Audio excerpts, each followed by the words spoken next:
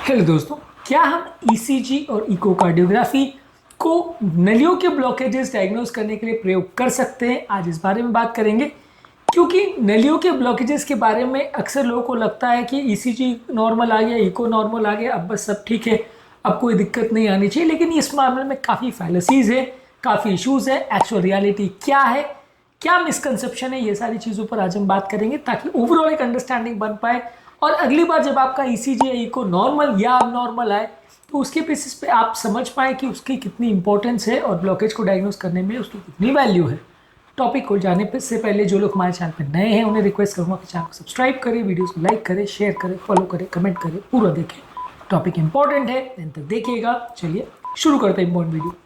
सबसे पहले ईसीजी पर बात करेंगे। ईसीजी नॉर्मल होना, कुछ लोग सोचते हैं कि अगर नॉर्मल आ गया तो ब्लॉकेज नहीं है।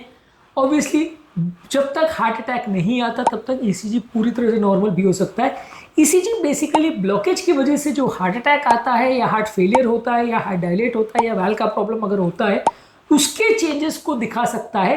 डायरेक्टली ब्लॉकेज को, इवन 90-95% का भी ब्लॉकेज है, जब तक वो हार्ट का टिश्यू डैमेज नहीं करता तब तक वो ईसीजी पे पिकअप नहीं होगा। ईसीजी पूरी तरह से नॉर्मल आ सकता है, ये जानना और समझना जरूरी है। ब्लॉकेज का मार्कर वो नहीं है, इसलिए अगर नॉर्मल ईसीजी आ गया तो ब्लॉकेज नहीं है, ये सोचना पूरी तरह से गलत है।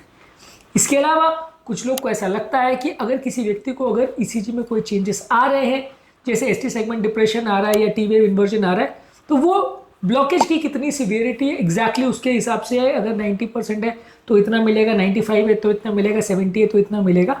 पर ऐसा नहीं है। ईसीजी में चेंजेस बहुत सारे पैटर्न्स पर डिपेंड करते हैं, बहुत सारे फैक्टर्स पर डिपेंड करते हैं, ब्लॉकेज की लोकेशन पर डिपेंड करते हैं, ब्लॉकेज कितना डिग्री का है उस पर डिपेंड करता है, बहुत सारी चीज़ों पर डिपेंड करता है।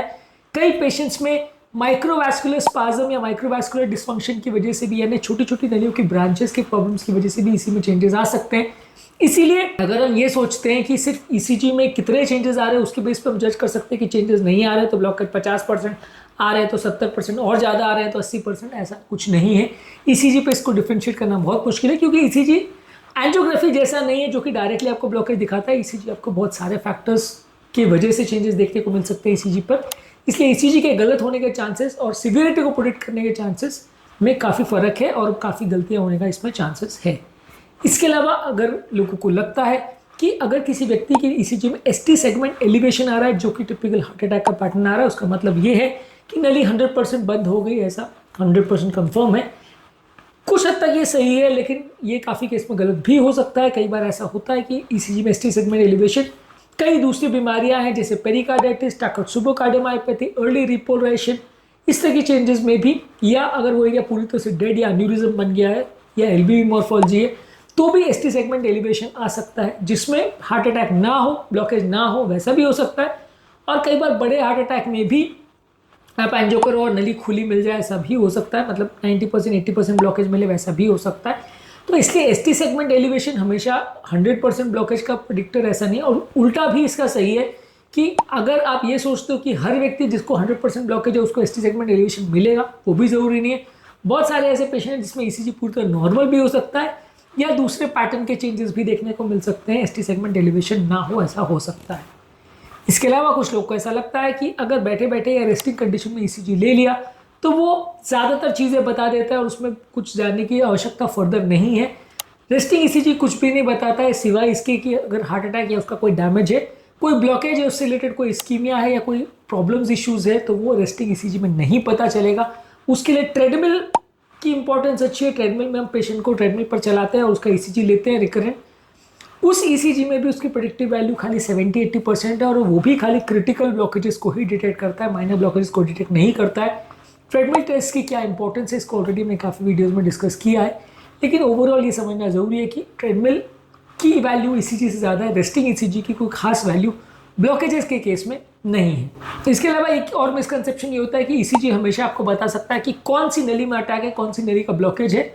बड़े हार्ट अटैक यानी एसटी एलिवेशन वाले हार्ट अटैक में ईसीजी में आपको कुछ लोकलाइजेशन मिलती है कि कौन से एरिया का हार्ट अटैक है, पर अदरवाइज बाकी ज़्यादातर तरह के हार्ट अटैक्स में जहां अनस्टेबल एंजाइना है या नॉन एसटी एलिवेशन एमआई है, वहाँ ईसीजी के बेस पर कौन सी नली का ब्लॉकेज है वो डिस्कस करना मुश्किल है। कई बार उसमें गलतियाँ होती है और उसके बेसिस पर जज कर पाना कि पेशेंट को कौन सी नली का ट्रीटमेंट लगेगा या कौन सी नली में प्रॉब्लम है, वो बिल्कुल मुश्किल है, एंजियो पे ही उसका डिसीजन होता है। और एंजियो और ईसीजी को साथ में कोरिलेट करके आप जज कर सकते हो कि किसमें कितना जल्दी ट्रीटमेंट की आवश्यकता है, पर आइसोलेटेड ईसीजी आपको सब कुछ बता देगा ऐसा सोचना मुश्किल है। अब बात करेंगे इको की फैलेसीज पर। इको में भी ज़्यादातर यही इश्यूज आते हैं। इको भी डायरेक्टली आपको ब्लॉकेजेस के बारे में कुछ खास नहीं बताता है। इको भी ब्लॉकेजेस से रिलेटेड वाल्व का डैमेज हो जाए, टिश्यू डैमेज हो जाए, हार्ट का पंपिंग बिगड़ जाए, हार्ट फेलियर हो जाए तो दिखाएगा। डायरेक्टली ब्लॉकेजेस को जज नहीं कर सकता इको। इसके अलावा कुछ लोग को ऐसा लगता है कि अगर इको नॉर्मल आ गया तो इसका मतलब कोई ब्लॉकेजेस नहीं है, ये भी पूरी तरह से गलत है। इको नॉर्मल होने के बावजूद भी ब्लॉकेजेस हो सकते हैं। इवन 90-95% केसेस ब्लॉकेज में भी इको पूरी तरह से नॉर्मल, और काफ़ी केसेस में अगर कोलैटरल्स अच्छे हो तो इवन 100% ब्लॉकेज भी अगर नली में है तो भी इको पूरी तरह से नॉर्मल हो सकता है। इसलिए नॉर्मल इको कहीं से कहीं तक रूल आउट नहीं करता है कि व्यक्ति को ब्लॉकेज है या नहीं। स्ट्रेस इको लगभग ट्रेडमिल जैसा ही है। स्ट्रेस इको हमेशा ब्लॉकेज डिटेक्ट करता है ऐसा जरूरी नहीं है। स्ट्रेस इको का प्रेडिक्टिव वैल्यू ट्रेडमिल के आसपास या उससे 5-10% बेटर रहता है। इसमें ब्लॉकेजेस को डिटेक्ट करने के चांसेस 70-80% है। 20% केस में इसमें भी गलती हो सकती है। इसके अलावा अगर किसी व्यक्ति को अगर हार्ट फेलियर है तो इको में आपको हार्ट फेलियर दिखेगा, पर हर व्यक्ति जिसको इको में हार्ट फेलियर दिख रहा है सबको ब्लॉकेजेस मिलेंगे ऐसा जरूरी नहीं है। उसको कंफर्मेशन के लिए भी एंजियो करना पड़ेगा। फाइनली ईसीजी इको में आपको कुछ हद तक इंफॉर्मेशन मिल जाएगी, थोड़ा बहुत मदद मिल जाएगी, लेकिन एंजियो के बदले ये है ऐसा नहीं है। एंजियो की अपनी इंपॉर्टेंस है और एग्जैक्टली कितना ब्लॉकेज है, क्या करने की आवश्यकता है, ये डिसीजन एंजियो पे ही होगा।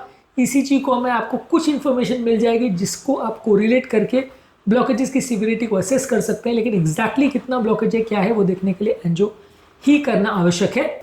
इसके अलावा एक और चीज़ समझने की आवश्यकता है कि ईसीजी में खासकर कई हार्ट की बीमारियां ना भी हो तो भी चेंजेस देखने को मिल सकते हैं।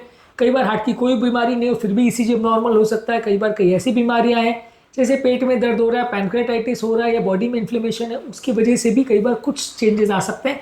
हालांकि टिपिकल हार्ट अटैक का पैटर्न नहीं आएगा, लेकिन कुछ हद तक चेंजेस आ सकते हैं। बॉडी के कई इलेक्ट्रोलाइट्स एब्नॉर्मलिटीज़ है जिसमें ईसीजी में चेंजेस आ सकते हैं। तो ये सारे कारण ऐसे हैं जिसकी वजह से कन्फ्यूजन क्रिएट हो सकता है। इसलिए फाइनल डिसीजन के लिए आपको सारी चीज़ों को साथ में देखना पड़ता है, including ECG, including echo, including troponin test, including आपका एंजियोग्राफी। ये सारी चीज़ों को आपको साथ में कंबाइन करना पड़ता है तो फाइनल डायग्नोसिस बनती है और उसके बेसिस पर ट्रीटमेंट करना पड़ता है। आज के टॉपिक में हमने बात करी ईसीजी और इको की क्या फैलेसीज या कि इंपॉर्टेंट मिसकंसेप्शंस है या अवधारणा है ईसीजी इको के ब्लॉकेजेस डायग्नोसिस संबंधित, और इस मामले में एक्चुअल सच्चाई क्या है, इस चीज़ों को हमने डिस्कस किया। इस तरह के इश्यूज और ब्लॉकेजेस संबंधित और क्या क्या टॉपिक्स है इस पर ऑलरेडी हमने काफ़ी वीडियोस किए, इनको जरूर चेकआउट करें। और ईसीजी इको में एक्चुअल में क्या क्या पता चलता है, कौन कौन सी बीमारी में क्या प्रेडिक्टिव वैल्यूज़ है, ये सारे अलग अलग वीडियोज़ में हमने डिस्कस किया, इनको जरूर चेकआउट करें। टॉपिक एंड करने से पहले जो लोग हमारे चैनल पर नए हैं उन्हें रिक्वेस्ट करूँगा कि चैनल को सब्सक्राइब करें, वीडियो को लाइक करें, शेयर करें, फॉलो करें, कमेंट करें, पूरा देखें ताकि हमें चैनल को कंटिन्यू करने के लिए मोटिवेशन मिलती रहे।